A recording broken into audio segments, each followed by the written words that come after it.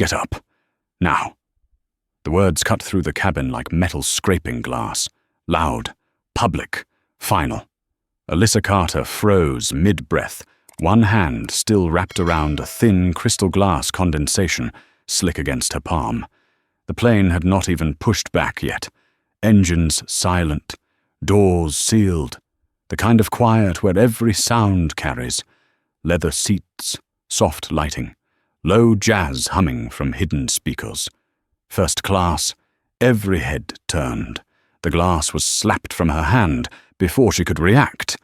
It hit the carpet with a dull crackwater, splashing up her calves, darkening the fabric of her grey hoodie and leggings. Cold, sudden, humiliating. The smell of citrus cleaner and champagne mixed in the air.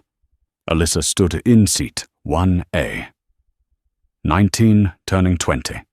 Slim, still tired from finals. Hoodie frayed at the cuffs. Sneakers scuffed laces uneven. She did not look like anyone people expected to see there. Standing over her was Victoria Reynolds. Early 50s. Perfect posture. Hair blown smooth into expensive obedience.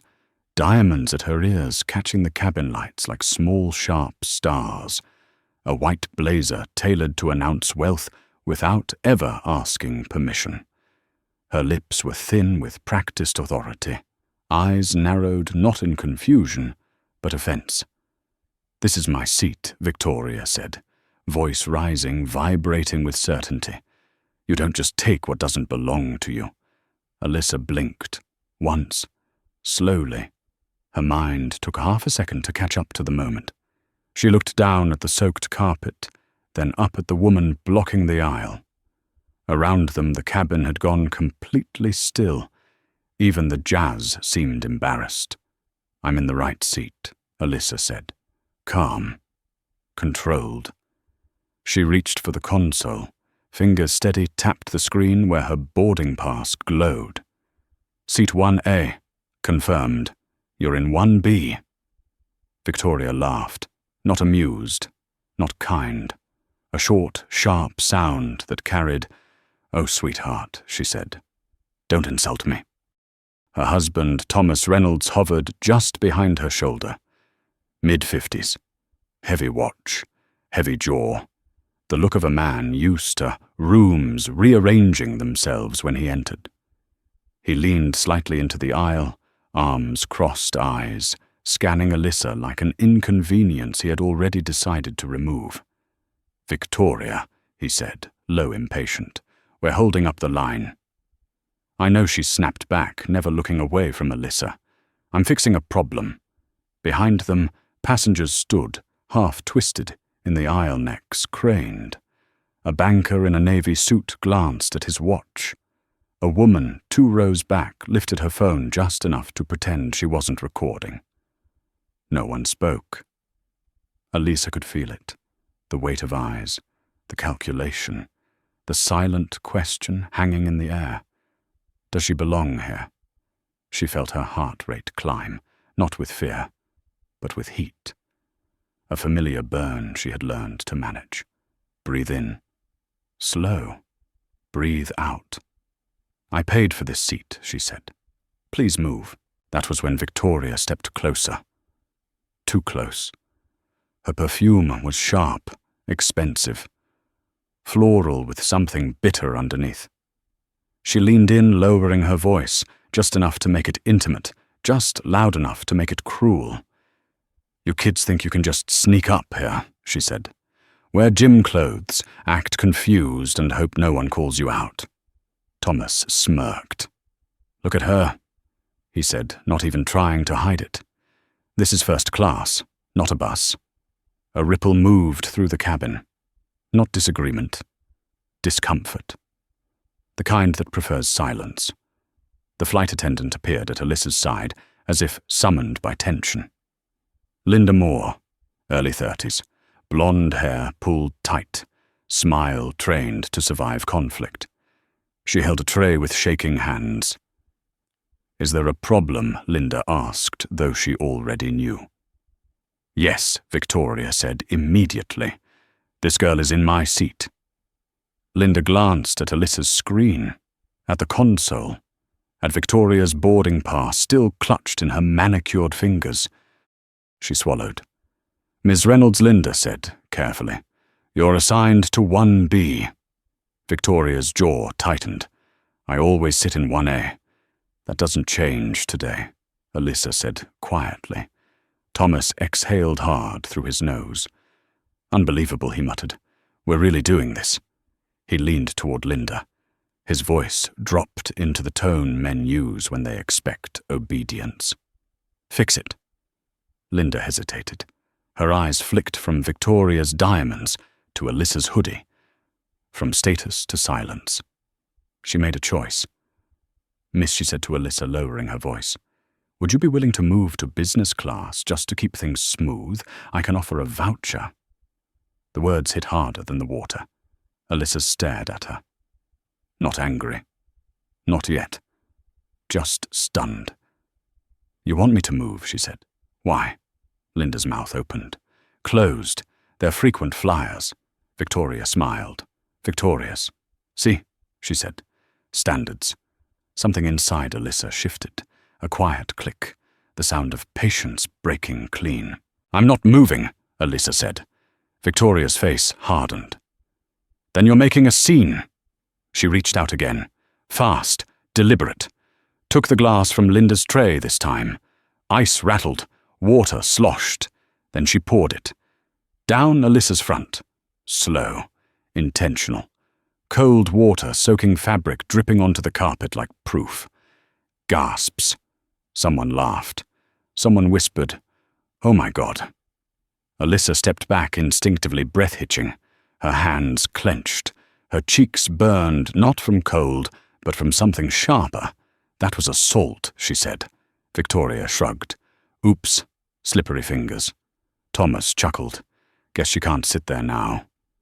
Unsanitary. The word hung heavy. Linda looked at the floor. The captain arrived seconds later. Mark Holloway, late 50s, silver hair, authority worn like a uniform. He took in the scene in one glance. Wet carpet. Upset couple. Young woman in a hoodie. He did not ask questions. "What's the issue?" he said. "She attacked me," Victoria said instantly. Hand to chest, voice trembling with performance. "We feel unsafe." "That's not true," Alyssa said. She poured water on me. The captain looked at Linda. Linda hesitated, then shook her head slightly. It all happened very fast. The decision landed. Miss Captain Holloway said. Voice clipped. "You're disrupting my aircraft." "I have a ticket," Alyssa said. She reached for her phone. "I need to call my dad." "We don't have time for phone calls," he said. "You can take a seat in economy or leave the plane." Around them, faces turned away. No one met her eyes. Alyssa stood there, soaked heart pounding, understanding something essential and terrible all at once. This was never about the seat. She nodded once. "I'm leaving." Victoria exhaled, satisfied. "Good." Alyssa walked down the aisle, each step heavy, each breath controlled. The jet bridge door closed behind her with a sound like judgment. As she stepped into the terminal, air cold against wet skin, she did not cry. She pulled out her phone, scrolled. One name. Jonathan Carter. Her father answered on the first ring. "Alyssa," he said. "You boarding?" "No," she said, her voice steady. "Barely. They kicked me off."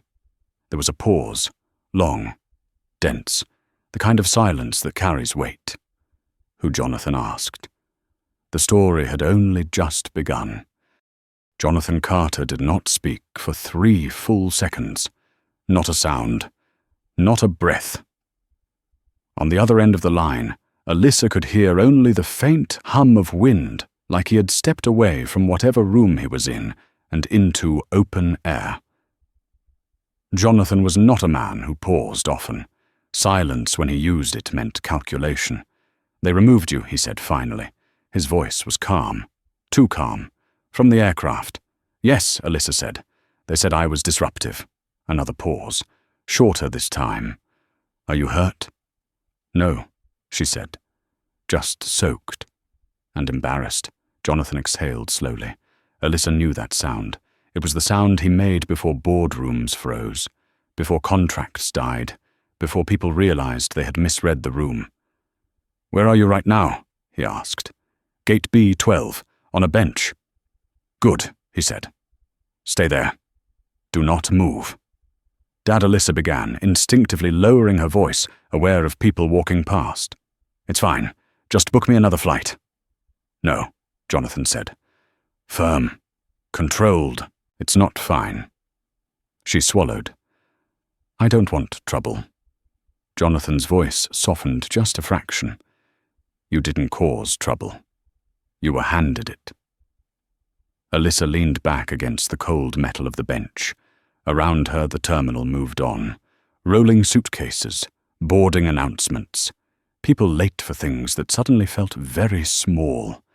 She could still feel the damp fabric clinging to her legs, the chill seeping in. What are you going to do? She asked. Jonathan did not answer right away. Instead, he asked, who were they? She told him. Victoria Reynolds, Thomas Reynolds, Captain Mark Holloway, Royal Horizon, flight bound for London. Seat 1A. Jonathan listened without interrupting. No questions, no reactions. When she finished, there was another silence. This one felt heavier. They called you unsafe, he said quietly.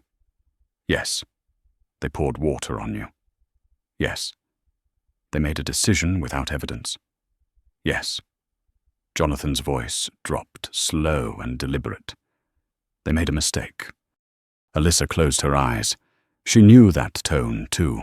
It was the tone he used when deals turned personal, when logic gave way to principle. Dad, she said, please don't do anything extreme. Jonathan gave a short, humorless breath. Extreme is relative. She heard him walking now. Footsteps, a door opening, the distant echo of a large space.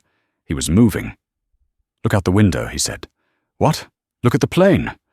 Alyssa stood, legs stiff, and walked toward the glass wall, overlooking the tarmac. Royal Horizon, Flight 88. Two sat at the gate doors, closed, tug already attached. The aircraft looked powerful, untouchable, a machine built on schedules and certainty. They're about to leave, she said. Jonathan said nothing. The line went dead. Alyssa stared at the phone for a second, then lowered it. Her reflection in the glass looked smaller than she felt. Wet hoodie. Hair pulled back in a rushed bun. A young woman the world had decided was easy to dismiss. Behind the sealed cabin door of Flight 882.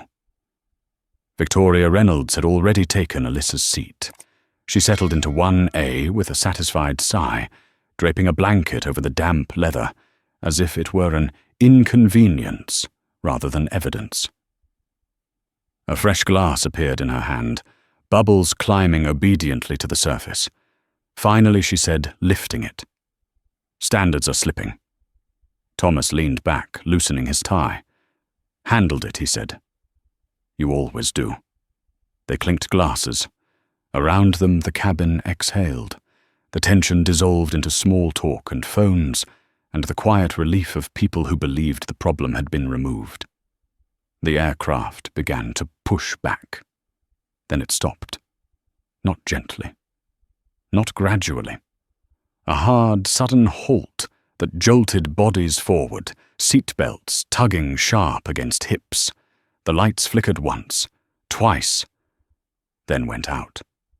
A low murmur rose, the kind that comes before panic. What was that? Victoria snapped. The emergency lighting hummed on, casting the cabin in a sickly blue. The air vents sighed, then fell silent. No cool air, no circulation, just bodies and heat. Captain Holloway's voice came over the intercom, uncertain. Ladies and gentlemen, please remain seated. We're experiencing a brief delay. Outside on the tarmac, movement erupted. Alyssa watched from the terminal window as 3 black vehicles tore across the concrete lights, flashing amber. They were not police. They were larger, purpose-built. Behind them came fuel tankers and security trucks, fanning out with practiced precision. They surrounded the aircraft. One vehicle stopped directly in front of the nose gear. Another cut behind the engines. The plane was boxed in. Inside the cabin, Thomas leaned toward the window, his face drained of color. "That's operations," he said. Victoria frowned. "What does that mean?" "It means," he said slowly, "this isn't about us." Captain Holloway tried the radio. His voice cracked through static. "Tower, this is Horizon 882. We are blocked by unauthorized vehicles, requesting immediate clearance." The response came back calm. Too calm. "Horizon 882. This is Director Mills. You are under a Level 4 ground halt." A ripple of alarm moved through the cockpit. "Level 4, Holloway repeated. That's for security threats. The report states a passenger was assaulted on board, and the individual responsible has not been removed," Mills said. "Until that threat is neutralized, your ground power and refueling access are revoked." Holloway stared at the panel. Sweat beaded at his hairline. "That's impossible." "Take it up with Mr. Carter." Mills replied. "He's on the tarmac." Holloway looked out the windshield. A man stood near the nose gear. Tall, black, tailored dark suit, hands resting on a cane with a silver head. He was not shouting, not gesturing. He was checking his watch. Thomas Reynolds felt his stomach drop. He knew that man. He had seen him on magazine covers, in earnings calls, in rooms where people spoke carefully and listened harder. "That's Jonathan Carter," he whispered. Victoria laughed, sharp and dismissive. "Who?" Thomas swallowed. "The man who owns the fuel contracts, the ground handling, the logistics backbone of this entire airport." Victoria's smile faltered.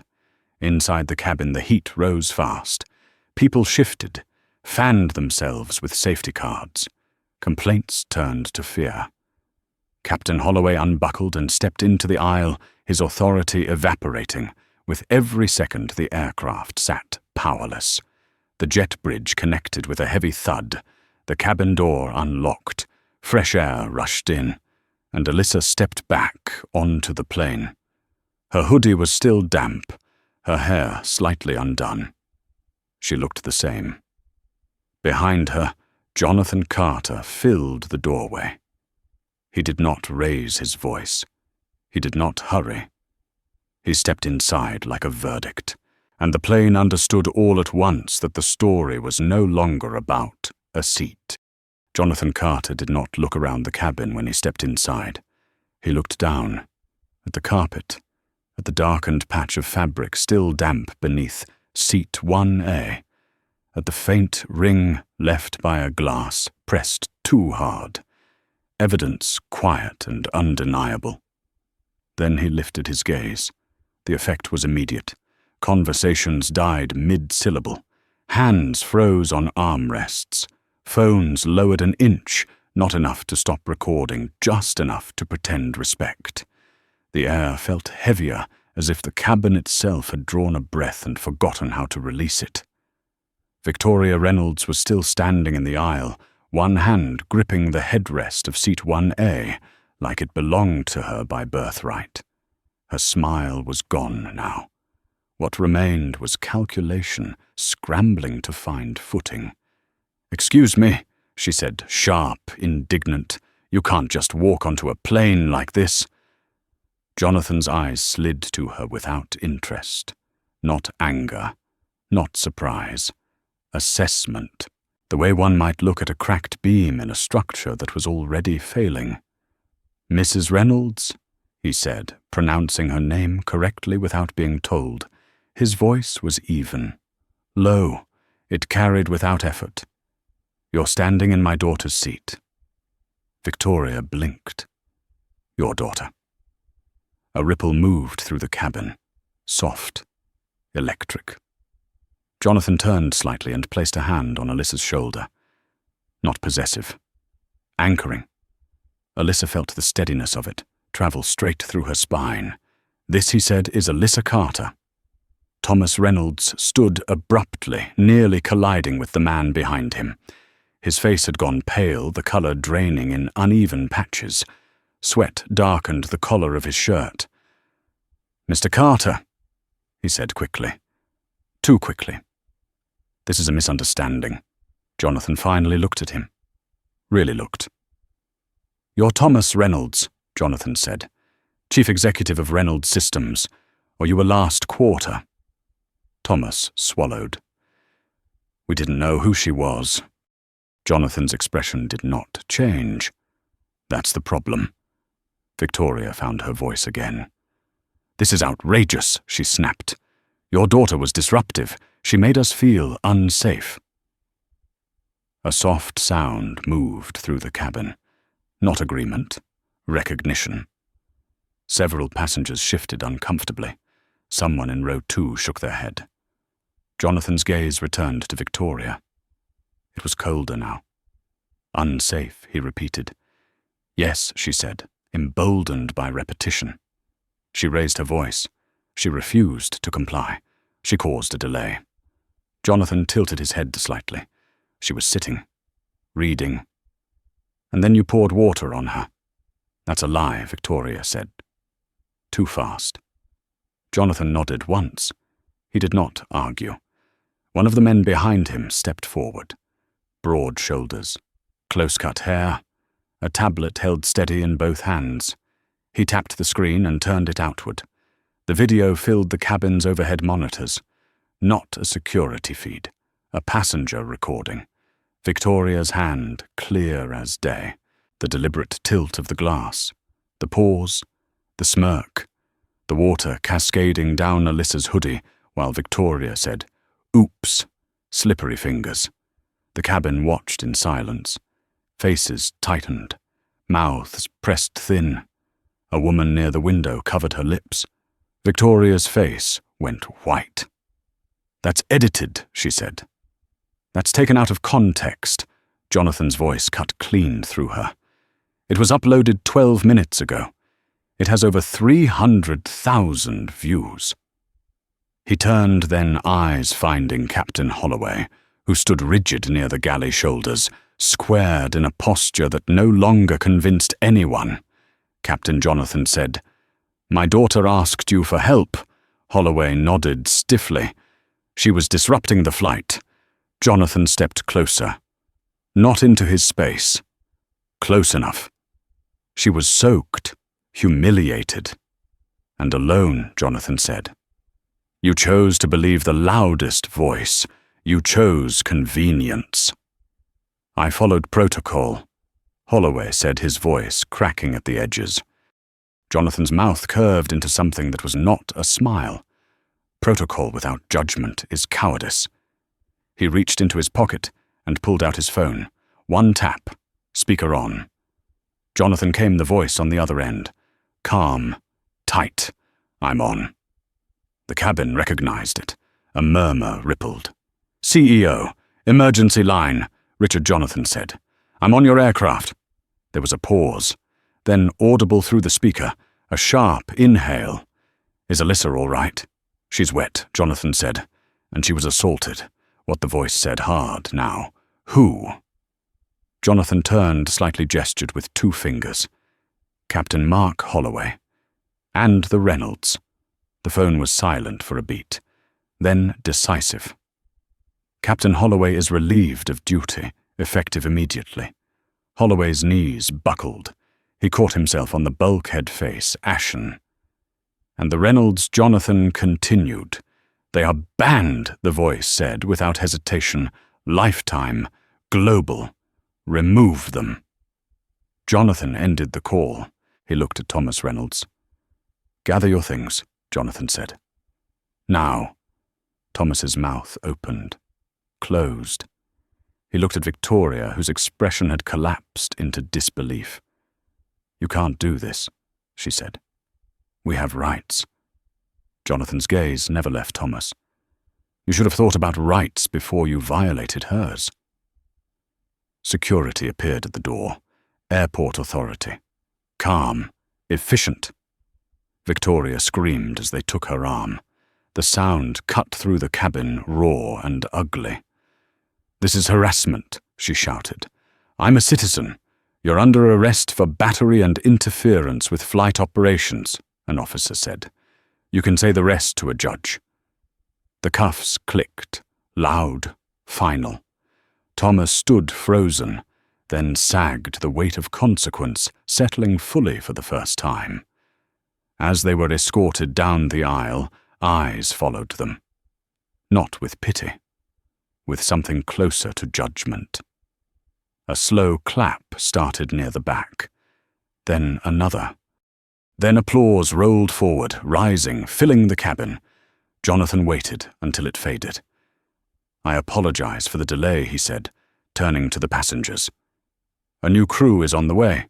The air will be back on shortly. Drinks are on me." A release moved through the cabin. Relief, shame, reflection. Jonathan turned back to Alyssa. His voice softened. "You ready?" She nodded. They walked together toward the open door. As they stepped onto the jet bridge, Alyssa glanced back once at seat 1A. Empty now. Quiet. Jonathan's hand rested warm and steady at her back. The plane sat powerless behind them. And the reckoning had only just begun. The jet bridge door closed behind them, with a hydraulic sigh that sounded like an ending. But Jonathan Carter did not slow his pace. He walked with the same controlled stride he used through boardrooms and courtrooms, Alyssa beside him, his hand still steady at her back. Around them, airport staff had gone unnaturally quiet. Radios crackled, then stopped. Eyes followed. No one spoke. Alyssa felt the adrenaline finally hit her legs. A tremor she couldn't fully control. She clenched her fingers inside the sleeves of her hoodie, still damp, still cold. "I'm okay," she said preemptively. Jonathan glanced down at her. Not to check. To confirm. "I know." They reached the terminal corridor. The glass walls reflected them back in fragments. A father in a dark suit. A young woman in a wet hoodie. Power and vulnerability sharing the same stride. Behind them on the aircraft, the air came back on with a loud rush. Relief spread through the cabin. People laughed nervously. A few wiped their faces, but the feeling did not settle. It couldn't. Not after what they had seen. In the first row, a man who had earlier sighed impatiently now sat rigid, staring at the empty aisle where the Reynolds had been dragged away. He replayed the moment in his head. The silence. His silence. It felt heavier now. A woman, 2 rows back, deleted the video she had almost posted mocking Alyssa. Her hands shook as she typed. She wondered not for the first time who she had become. On the tarmac, Jonathan stopped. He turned to Alyssa, his voice dropping private despite the open space. "Did they touch you?" She hesitated. "Just a second." She poured water on me. Jonathan's jaw tightened. A muscle flickered once. Then it was gone. "That's enough." He stepped away and lifted his phone again. Within minutes, the machinery of consequence began to move.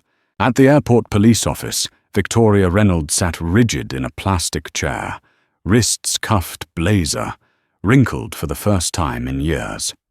The fluorescent lights flattened her face, stripped it of its practiced authority. Her phone buzzed on the desk in front of her. Calls she could not answer. Messages stacking up like a silent indictment. Thomas sat across the room, hands clasped, staring at the floor. His world had begun to collapse in increments. He knew the signs. Contracts didn't die loudly. They bled out quietly. He imagined emails being drafted, calls being rerouted, boards convening without him. The officer read Victoria her rights. She did not listen. She was already rehearsing her defense. Stress, misunderstanding. She had felt threatened. The words sounded hollow even to her. Across the airport, Jonathan stood with the director of operations. Their conversation was short. Flight 8. 8-2 is grounded until further notice, Jonathan said. Audit the crew. Pull the footage. I want a report on every complaint tied to that captain. The director nodded. He did not argue. He did not ask why. He knew better. Elisa watched from a few steps away, her arms wrapped around herself. She had seen this side of her father before, but never because of her. It felt strange, exposing, like watching a storm form because someone had touched her shoulder. Dad, she said quietly, you didn't have to shut down a whole flight. Jonathan turned to her. I didn't shut down a flight. I stopped a pattern. They moved again. Outside the terminal, a black car waited. Engine running. Driver, attentive eyes forward. Jonathan opened the door for Elisa himself. Inside the car was quiet, insulated. The world muted to a low hum. Elisa finally let herself lean back. Her breath came easier. The tension in her shoulders loosened inch by inch. Jonathan watched her reflection in the window. You handled yourself with restraint. She huffed softly. I didn't scream. That's not what I meant, he said. You didn't shrink? She looked at him then. I wanted to. For a second. He nodded. That's human. The car pulled away from the curb. Behind them, sirens flashed briefly, then disappeared.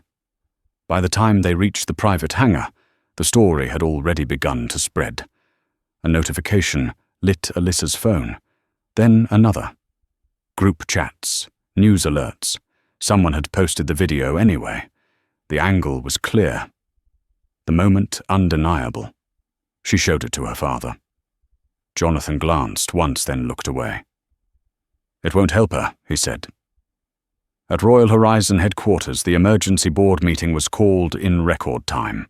Screens filled with faces, lawyers, executives, communications heads. The CEO spoke first. We have a situation, he said, and we will not defend the indefensible. Statements were drafted, apologies sharpened, terminations approved. The language was precise, regret, accountability, values. But behind the words, fear pulsed, because this time the narrative was not theirs to shape. By morning, the headline would be everywhere. At Reynolds Systems, the lights burned late. Advisors came and went. Phones rang unanswered. The stock dipped before after hours even closed. A lender requested clarification. Another requested repayment. Thomas stared at his screen, watching numbers fall. His reflection ghosted over graphs and red arrows. He thought of Elisa's face. Calm, wet, unmoved. He realized too late that power had shifted the moment he had laughed. Victoria spent the night in a holding cell. The bench was cold, the blanket thin. The air smelled of disinfectant and resignation. She sat upright, replaying the scene, rewriting it in her head. She told herself she had been wronged, that the world had turned on her unfairly. It was the only story she could still live inside. Back at the hangar, Elisa stepped onto the private jet Jonathan had insisted on warming up. The interior was quiet, neutral, a place to breathe. She paused at the door. I don't want this to be who I am, she said suddenly. The girl who shut down an airport. Jonathan met her gaze. You didn't shut anything down. You revealed it. She considered that, then nodded.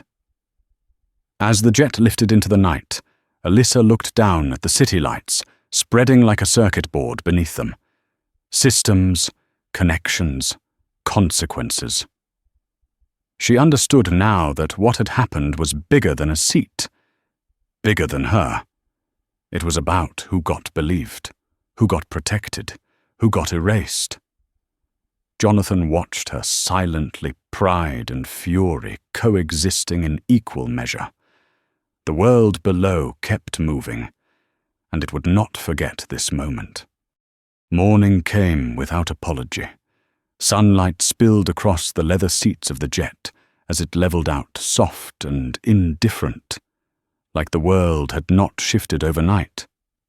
Alyssa sat with her knees drawn up, hoodie finally dry after a blanket, and warm air scrolling through her phone with a stillness that looked calm but wasn't. Headlines stacked on top of each other, different outlets, same image. Her face half-turned, water caught mid-air, Victoria's hand frozen in motion. Jonathan watched without interrupting. He had learned long ago that real processing happened in quiet. "They're calling it a viral incident," Alyssa said, like it was entertainment. Jonathan's mouth tightened. They always do. She kept scrolling, comments blurred together. Some outraged, some defensive, some cruel in familiar ways. She stopped at one, a man who looked like he could be someone's grandfather, profile photo faded, wrote that kids these days should learn their place. That first class was earned. Alyssa locked her phone and leaned her head back. "I did earn it." Jonathan nodded. "I know." They landed just after dawn. The private terminal was quiet. No cameras, no questions. The driver was already waiting. As they pulled onto the highway, Jonathan's phone began to ring.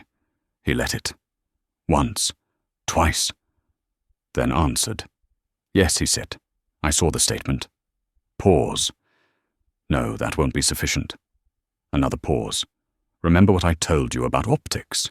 This isn't about optics anymore." He ended the call and slipped the phone back into his pocket. Alyssa watched the city slide past.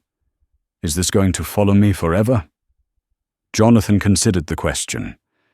It will follow them longer. At that same hour, Thomas Reynolds sat alone in his kitchen, tie still loosened from the night before, staring at a mug of coffee he had not touched. His phone lay face down on the counter like an accusation. He had stopped answering it. It didn't matter. The damage was already underway.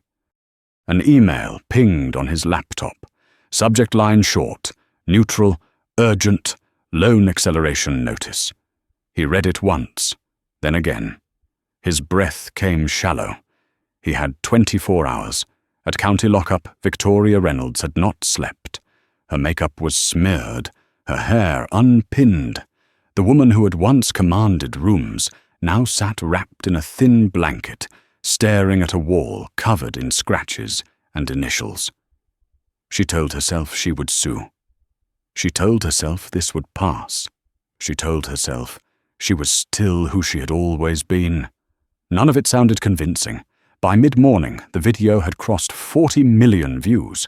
It was analyzed, paused, replayed. People slowed it down, zoomed in, dissected tone and posture and intent. Experts weighed in. Former flight attendants, civil rights attorneys, psychologists. Everyone had a take. What stood out was not the water. It was the pause before it. The choice. At Jonathan's office, a long table filled with quiet efficiency. Legal counsel, communications, operations, no raised voices, no chaos, just decisions being executed. The pilots' union won't touch Holloway, someone said. They reviewed the footage. Good, Jonathan replied. Make sure that's public. And the Reynolds Company? Jonathan leaned back slightly. Proceed. No one asked which way. Alyssa sat in the corner of the room, laptop open but unread. She watched how power actually moved. Not loud, not rushed. Each person there understood the gravity of the moment. This wasn't revenge. It was correction. Her phone buzzed. A message from her university. We saw the footage. We're here if you need support." She didn't respond. Not yet. By afternoon, Reynolds Systems' stock had fallen by more than half. Trading was halted. The board called an emergency session. Thomas was not invited. He sat in his car in a parking garage, head resting against the steering wheel, hands gripping the leather so hard his knuckles ached. He had built everything on leverage. Relationships, perception, access. All of it depended on people believing he was untouchable. He was learning very quickly how wrong that belief had been. Victoria was released on bail just before sunset. $50,000, an amount that once meant nothing, now required favors. A bail bondsman, paperwork, humiliation. Cameras waited outside. She stepped into the flash of lights with her head down, blazer missing hair, undone eyes shielded by sunglasses she did not deserve any more. Questions flew. She said nothing.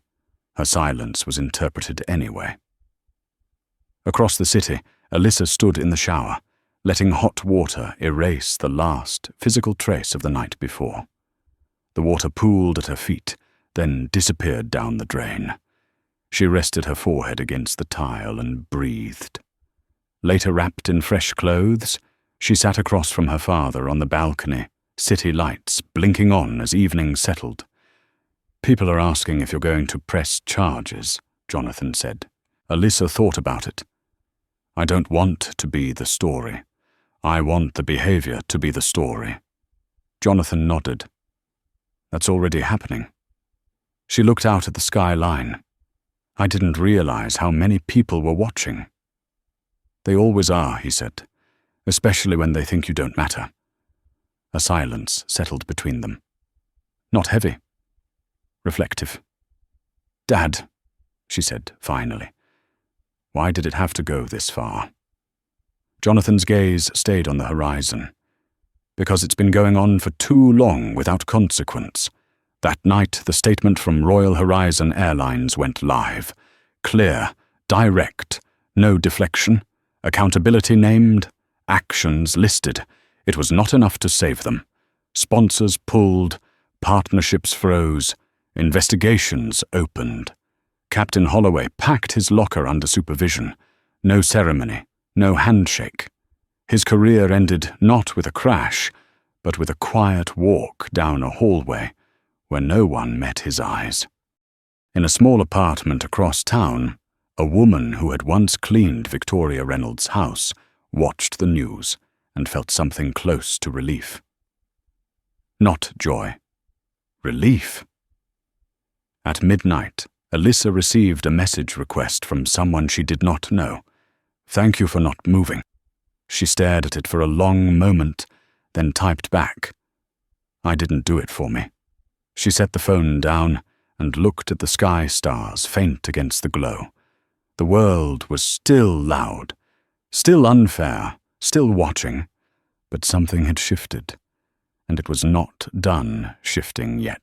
The first injunction landed just after sunrise. Jonathan Carter was already awake when his phone vibrated on the nightstand, a low hum that meant something had crossed from rumor into record. He read the message once, then again, then forwarded it to legal with 2 words: "Proceed immediately." Across town, Thomas Reynolds learned the meaning of acceleration. The notice arrived not by courier or call, but by email, sterile and exact listing figures that had once been abstract and now felt like weights on his chest. Collateral, personal guarantees, cross-default clauses he had skimmed past in better times.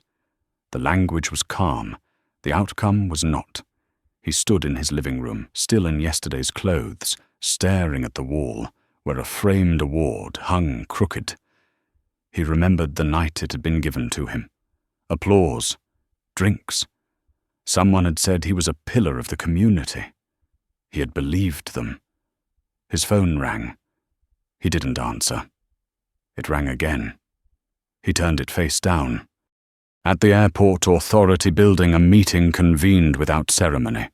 The director sat at the head of the table, flanked by counsel and operations. The screen displayed a timeline, complaints, incidents, a pattern that looked obvious now that someone had bothered to draw the line. "We missed this," the director said quietly. No counsel replied. We ignored it. The decision followed quickly.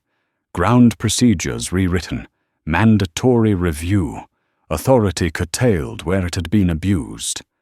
A letter drafted to every crew member, blunt and unmistakable. Discretion did not mean dominance. Compliance did not excuse cruelty.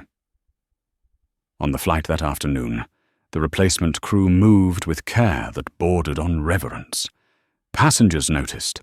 A woman who had boarded angry settled into her seat and said thank you when handed a drink. A man who had complained about the delay apologized to no one in particular. It did not feel like redemption. It felt like correction. In the city, Alyssa walked the campus paths with a hood-up headphones on, trying to disappear into routine. Students passed her without recognition. Others stared unsure. She felt both invisible and exposed. Her phone buzzed, a voicemail from an unknown number. She listened. "This is Officer Ramirez with Airport Police," the voice said. "I wanted you to know the charges were filed this morning." Alyssa closed her eyes. She did not feel triumph. She felt weight. At a media studio across the river, Victoria Reynolds sat under harsh lights, hands folded too tightly in her lap. She had fired her crisis manager that morning for suggesting silence. She believed visibility would save her. The interviewer's voice was calm, precise. "You said you felt threatened." "Yes," Victoria said. "Anyone would." She was aggressive. The monitor behind them froze on a frame. Victoria's hand, the glass, the pause. "Which part was aggressive?" the interviewer asked. Victoria faltered. "The way she looked at me." The silence that followed was not friendly. In a small conference room at Jonathan's office, a different kind of meeting took place. Human resources, compliance, two senior managers with red eyes and clenched jaws. "The employees are scared," one said. "They think this is a purge." Jonathan folded his hands. "Tell them it's a reset." He slid a document across the table. "New division, absorption plan, raises effective immediately. Benefits extended. No layoffs. They didn't create the culture," he said. "They survived it." By late afternoon, the headline shifted. Not the incident. The aftermath. Reynolds Systems filed for protection. The board removed Thomas by unanimous vote, citing reputational damage and fiduciary breach. The language was ruthless, clean. Thomas read the notice in his car parked on a side street he had never noticed before. His hands shook. He thought of his employees, of their faces at holiday parties. He wondered if any of them remembered him kindly. At the county courthouse, Victoria stood before a judge who had already watched the video. The gavel came down with a sound that felt final even before the sentence was spoken. At Alyssa's apartment, she sat on the floor with her back against the couch laptop, open but untouched. She replayed a moment from the plane she had not told anyone about. The second after the water hit her, when she had considered apologizing just to make it stop. She swallowed hard and closed the laptop. Her phone lit up. A text from her father. "Dinner tonight. Your favorite." She typed back a single word. "Okay." That evening, as the city cooled and lights blinked on, Jonathan poured 2 glasses of water at the table. "No wine. No ceremony." "You didn't flinch," he said. "I did," Alyssa replied. "I just didn't let them see it." Jonathan nodded. "That's strength." She stared into her glass. "What if it happens again?" "It will," he said. just not to you in the same way. Outside, sirens wailed and faded. The city moved, always moving. On social media, the narrative fractured. Some dug in. Some apologized. Some learned. The comment that stuck with Alyssa came from a woman who wrote that she had moved seats her whole life without realizing it was a choice. At midnight, a press release went live from Jonathan's office. Not a victory lap. An announcement. The Reynolds estate would be repurposed. A transitional housing initiative. Education first. Privacy guaranteed. The name chosen carefully. The Alyssa Carter Center. She read it twice, then called him. "You didn't ask me," she said. "I knew what you'd say." He replied. She laughed, a short sound that surprised her. "You're right. By morning, volunteers had signed up. Donors followed. The conversation shifted again. At the airport, a new sign went up near the gate where it had begun. Small, easy to miss. Every passenger deserves dignity. Alyssa walked past it, on her way to a different flight hoodie-on bag slung over her shoulder. A flight attendant smiled and said her name without checking a screen. She nodded back. Nothing more. The world had not changed completely. It had tilted. And somewhere between the tilt and the fall, something like justice had found its footing. 6 days after the incident, the rain came hard and steady, the kind that flattened the city into grey layers and made everyone move a little faster, a little quieter. Alyssa stood at the edge of the curb outside the old Reynolds estate, hands tucked into the pockets of her coat, watching water bead and run down wrought-iron gates that had once kept people out. The house beyond them was enormous. Stone, immaculate, empty in a way that felt new and uneasy, like a place that had forgotten its purpose. Jonathan stepped beside her umbrella, angled just enough to cover them both. "You don't have to go inside," he said. "I want to," Alyssa replied. The gates opened with a low mechanical hum. No ceremony, no cameras, just a quiet acceptance of change. Inside the house smelled faintly of polish and old money. High ceilings, wide staircases, rooms built for display, not comfort. Alyssa walked slowly, her footsteps soft against marble floors, imagining how many conversations had happened here that never considered people like her. A woman from the non-profit waited in the foyer, holding a clipboard, eyes bright despite the rain. "We're ready when you are," she said. They moved through the house room by room, discussing logistics, bedrooms that would become shared spaces, an office repurposed into a study area. The pool in the backyard would stay. Alyssa insisted on that. "People need something that feels like joy," she said. Jonathan watched her as she spoke, noting the certainty in her voice. Not anger, not triumph, direction. By noon, the paperwork was signed. The house belonged to something new now. Across town, Thomas Reynolds sat in a rented apartment that smelled like stale coffee and resignation. The walls were bare, the furniture generic. He stared at a box labeled personal effects, taped shut by someone else. Inside were things that no longer had a place. His phone buzzed, a message from a former colleague, short, polite, final. "We wish you well." He placed the phone face down and pressed his palms to his eyes. He did not cry. He had cried enough in the days before. At a community center on the east side, the first families arrived quietly, bags in hand, unsure what to expect.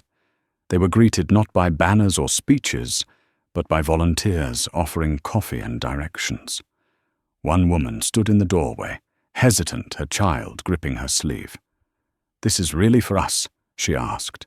"Yes," the coordinator said. "It is." Alyssa arrived later that afternoon without notice.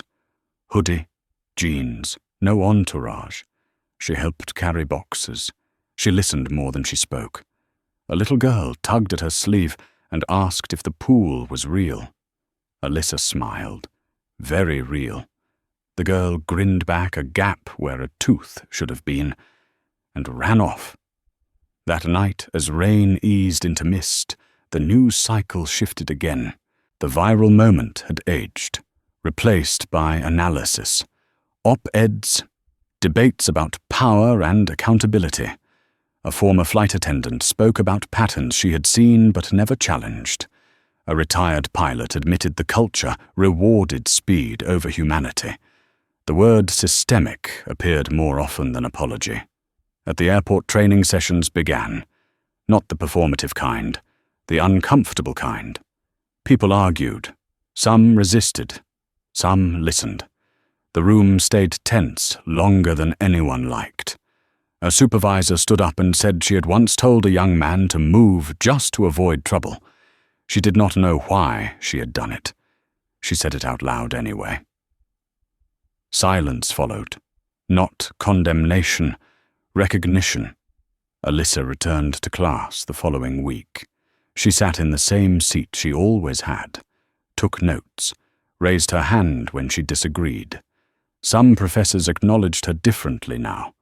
Carefully. She noticed. She let it pass.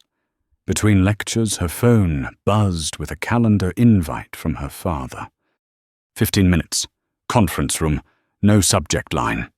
When she arrived, Jonathan was already there, jacket off, sleeves rolled up. On the table lay a thin folder. "I got a request," he said. "From the Reynolds." Alyssa's jaw tightened. "No." Jonathan held up a hand. "I didn't say I accepted." He slid the folder toward her. Inside was a single-page letter, typed, formal, apologetic in tone if not in spirit. Thomas Reynolds asked for a meeting, said he wanted to explain, said he wanted closure. Alyssa read it once, then folded it back into the folder. "Do you want to meet him?" Jonathan asked. She thought about the plane, the water, the moment she had almost apologized for existing. She thought about the families now sleeping in rooms built to exclude them. "No," she said. "He doesn't need closure. He needs to live with it." Jonathan nodded. "That's what I thought." The folder disappeared into a drawer. That evening, a quiet article ran on the 3rd page of a major paper. No photos, just words. It detailed the creation of the housing center, listed donors, quoted a mother who said her son finally had a place to study. The comments were sparse, thoughtful. Victoria Reynolds read it on her phone from a small condo she had rented under a different name. The curtains were drawn, the television muted. She stared at the screen. Jaw clenched, the image of the pool burned into her mind. She threw the phone onto the couch and stood abruptly pacing. She told herself this was all a performance, that it would fade, that she would recover. But somewhere deep down, a quieter voice had begun to ask a question she could not silence. What if this was who she had always been?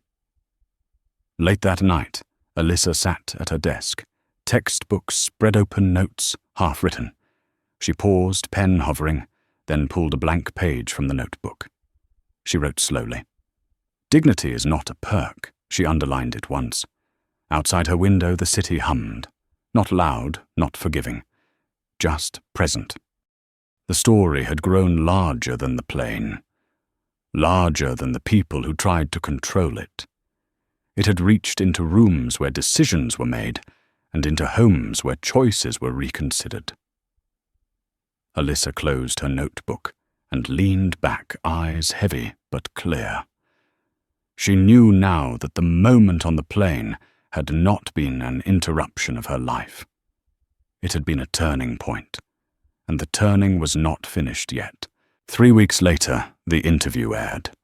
Victoria Reynolds sat under studio lights that were too bright and too honest, wearing white, as if the colour itself could argue innocence. Her posture was rigid, shoulders squared, chin lifted. She looked smaller than she remembered herself being, but the defiance was still there, flickering behind her eyes. Across from her the interviewer waited, calm, unmoved. A woman who had learned long ago that silence could be sharper than accusation. "You've said you were the victim?" the interviewer began. "Can you explain that?" Victoria nodded quickly. "Of course, I was under immense stress. The airport was chaotic. And this individual, she hesitated. She invaded my space. I felt threatened." The interviewer did not interrupt. She let the words hang. Threatened, she repeated, "by a young woman sitting down and reading a book." Victoria shifted. "You weren't there. There was an energy, aggression. The screen behind them changed, a still frame. Elisa seated, headphones around her neck, book open in her lap, shoulders relaxed. The interviewer glanced at it, then back at Victoria. "This doesn't look aggressive." Victoria's lips pressed thin. "Images can be misleading." "So can narratives," the interviewer said. "Let's talk about the water." Victoria inhaled sharply. It was an accident. The footage rolled, slow, clear. The pause, the tilt, the smirk. The studio was silent. "Accidents don't usually involve eye contact and commentary," the interviewer said. "You said oops." Victoria's face flushed. That was sarcasm. The interviewer nodded once. "We also received a statement from a former employee of yours." Victoria froze. "A housekeeper," the interviewer continued. "She alleges you threw a hot beverage at her several years ago. There was a settlement." Victoria laughed brittle. "That woman was incompetent." The interviewer leaned forward slightly. "Do you often respond to frustration by throwing liquids at people?" The mask slipped. They should know their place. Victoria snapped the words sharp and unfiltered. "People like us carry the economy. We create jobs, and suddenly we're treated like criminals because of one mistake." The interviewer didn't blink. "You don't create jobs anymore, Mrs. Reynolds. Reynolds Systems filed for liquidation this morning." The colour drained from Victoria's face. "That's not possible," she whispered. The interviewer's voice was gentle now. "It's public record." Victoria stood abruptly, ripping the microphone from her collar. "This is a setup," she shouted. "I will sue. I will sue all of you." The screen cut to black. In a quiet living room across town, Elisa watched the broadcast with her father. A bowl of popcorn sat untouched on the table between them. "She didn't know," Elisa said softly. Jonathan shook his head. She thought she had time. At that same moment, Thomas Reynolds sat in a bare office space that no longer belonged to him, surrounded by cardboard boxes, labelled by someone else's handwriting. He watched the interview on his phone, volume low, the sound of Victoria's voice grating even through tinny speakers. His email refreshed, termination effective immediately. He stared at the words until they blurred. 2 days later, the movers came. They arrived early, efficient, polite, in the way professionals are when sentiment has no place. They wore badges, they carried clipboards, they did not ask permission. Thomas stood in the foyer of what had once been his home, watching as they catalogued art furniture, a piano no one played anymore. Each item was tagged, removed, loaded into trucks marked with a name he now hated and feared. "Aren't we allowed to keep anything?" Victoria demanded, pacing hair, unbrushed eyes wild. The lead agent glanced at his list. Personal clothing and toiletries. "Everything else is collateral." Victoria screamed. It echoed off the high ceilings, empty now. Thomas sank onto the bottom step of the staircase, hands shaking. "I built this," he whispered. "You leveraged it," the agent replied without malice. "There's a difference. Across the city at the Alyssa Carter Center, children ran through hallways that had once been silent. Laughter bounced off walls that had been designed to impress, not to live." Alyssa sat on the edge of the pool with her feet in the water, listening to a young mother talk about night classes and exhaustion and hope that felt fragile, but real. "You didn't have to do this," the woman said. Alyssa smiled. "Neither did you. You just did."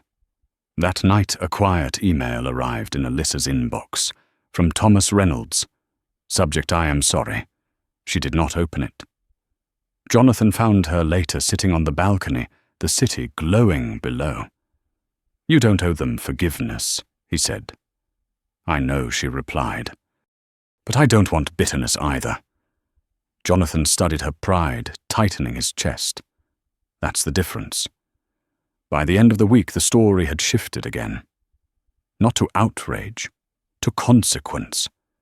Analysts spoke about reputational risk, about unchecked entitlement, about the cost of silence. At the airport, a new training module was rolled out. Not polished, raw, built around the footage, built around the pause before the water fell. A trainee raised a hand.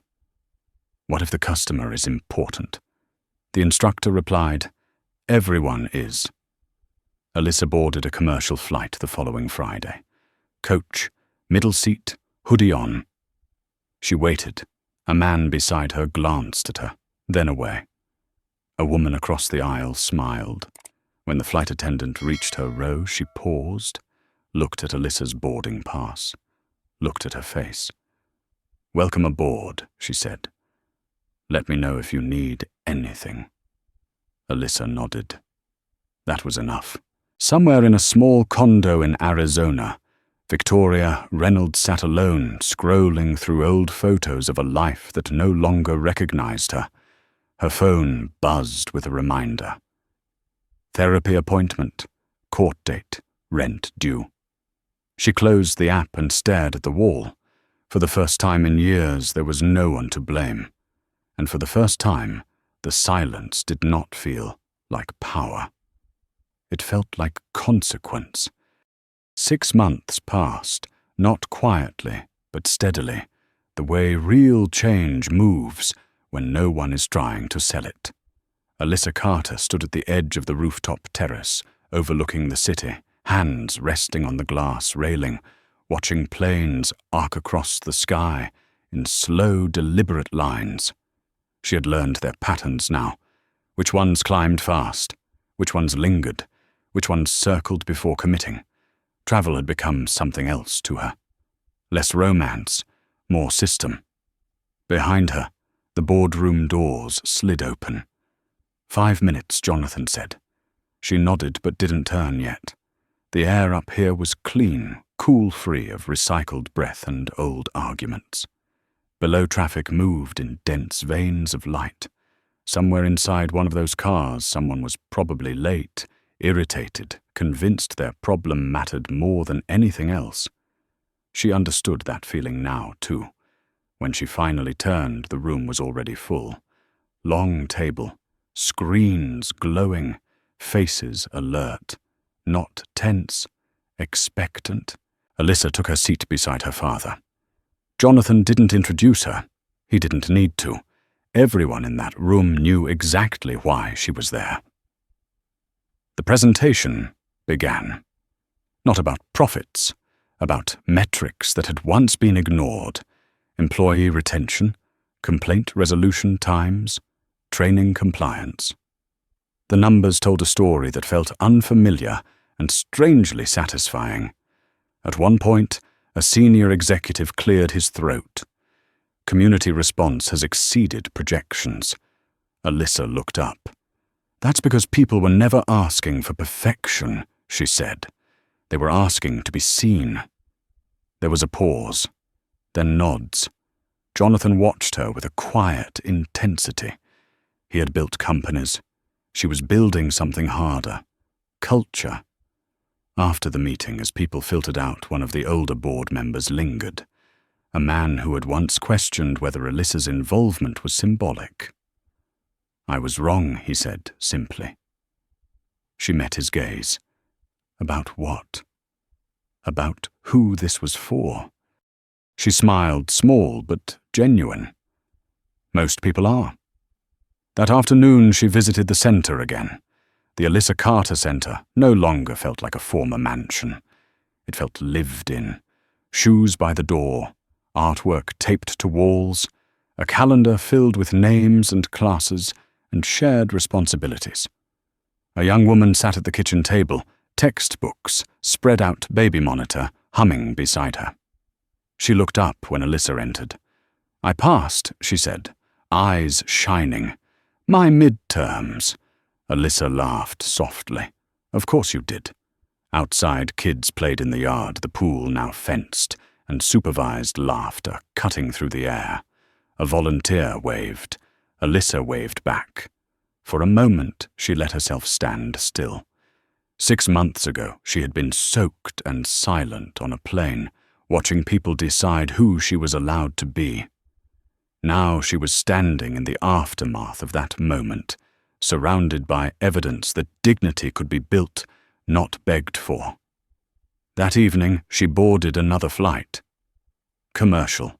Window seat this time. Hoodie still part of her uniform, though, now paired with a tailored coat. People glanced at her. Some recognized her. Some didn't. The man beside her adjusted his seatbelt and nodded politely. "Evening." "Evening," she replied. As the plane taxied, she felt the familiar tightening in her chest. The memory hadn't faded. It probably never would. Trauma didn't dissolve just because justice showed up later. But this time, when the engines roared and the plane lifted, she didn't brace herself. She breathed. In a quiet office in Ohio, Thomas Reynolds sat at a desk that wasn't his, working through spreadsheets for a logistics firm that did not care who he used to be. He wore a plain shirt. No watch. His phone buzzed with a reminder to submit a report. He complied. Every now and then, on flights, he noticed young people in hoodies, sitting wherever they had paid to sit. He never said a word. He looked away first. In Arizona, Victoria Reynolds finished locking up the small retail store where she now managed inventory and schedules. A customer had yelled at her earlier over a return policy, thrown a soda that splashed harmlessly against the counter. Victoria had cleaned it up without comment. She thought of the water. The pause. The moment that had cracked everything open. The thought no longer burned. It settled. Back at headquarters, Jonathan watched a framed photo being mounted on the wall outside the boardroom. 4 children in a pool. Sunlight sharp and unforgiving laughter unguarded. Beneath it, a simple plaque. In honor of Flight 882.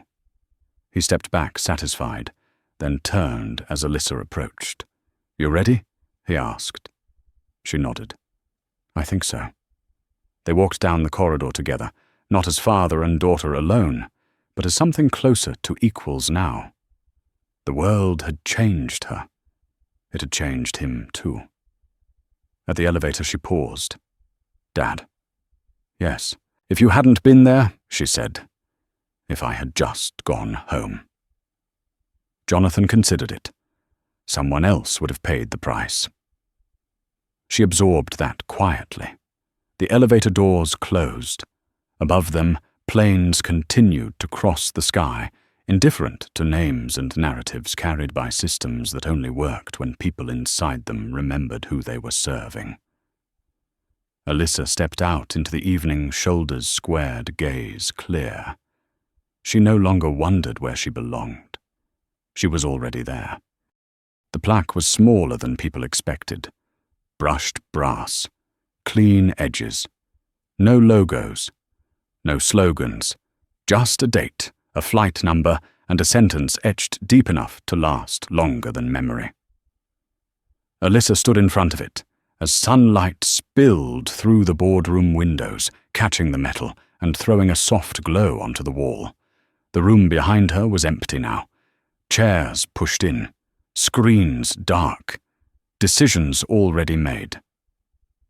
She touched the edge of the plaque once, then let her hand fall. Outside, the city breathed. Traffic pulsed. Somewhere a plane lifted engines, cutting through the afternoon air. She felt the sound more than she heard it, a low vibration that traveled through glass and bone. For a moment, she closed her eyes and let it pass. She had learned something important since that night on the plane. Justice rarely arrived with noise.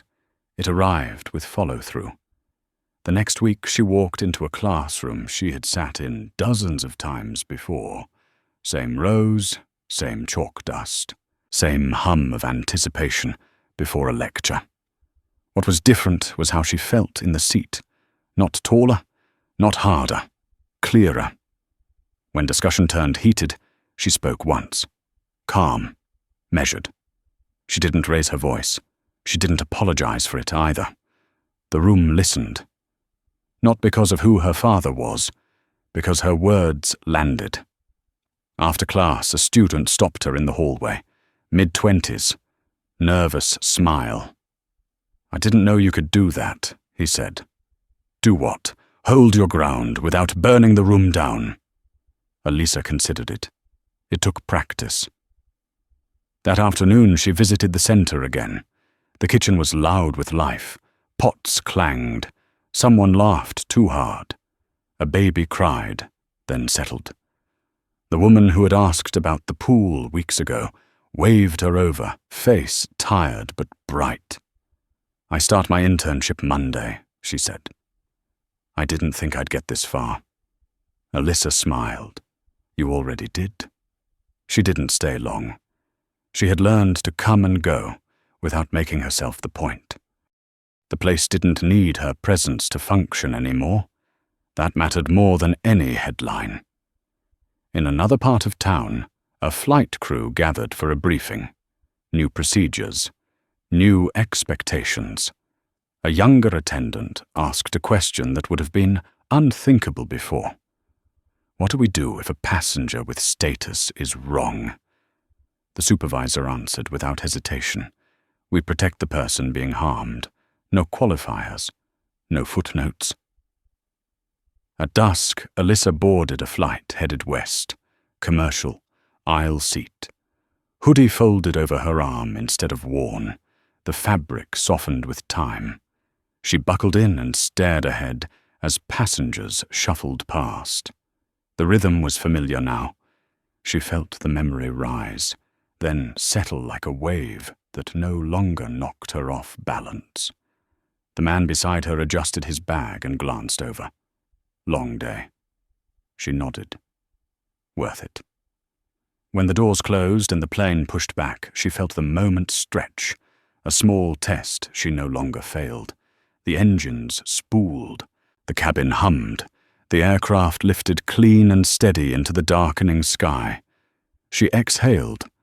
On the ground far below, Jonathan Carter watched another report cross his desk. Metrics improved, complaints down, retention up. He signed once, then pushed the folder aside and leaned back, allowing himself a rare smile that held no calculation. The work would continue. It always did. But this part mattered. The part where systems bent toward people instead of crushing them. Across the country, Thomas Reynolds finished a shift and shut down his computer. He did not linger. He walked out with the others and drove home in silence. At the grocery store, he stood patiently in line while a teenager in a hoodie counted change ahead of him. He said nothing. He did not rush them. He had learned where that road led. In Arizona, Victoria Reynolds locked the store and stepped into the cooling night. She paused, looking up as a plane crossed overhead, its lights blinking in steady intervals. For once, she didn't tell herself a story about why things happened.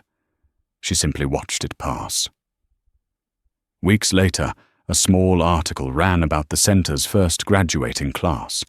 No drama, no villains, just names and next steps, and a photo of people smiling without fear of being judged for how they looked while doing it. Alyssa read it on her phone while waiting for coffee. She saved it. Not to post, to remember. That evening she stood again on a balcony, city lights scattered like constellations below. She thought about the night it began, the water, the silence, the choice she made not to disappear. She understood now that moments like that didn't end when the plane landed. They traveled, they multiplied, they taught. She turned and went inside, closing the door gently behind her. If this story stayed with you, take a second to like and subscribe so more people hear it, and share your thoughts in the comments with these 3 words: stand for dignity.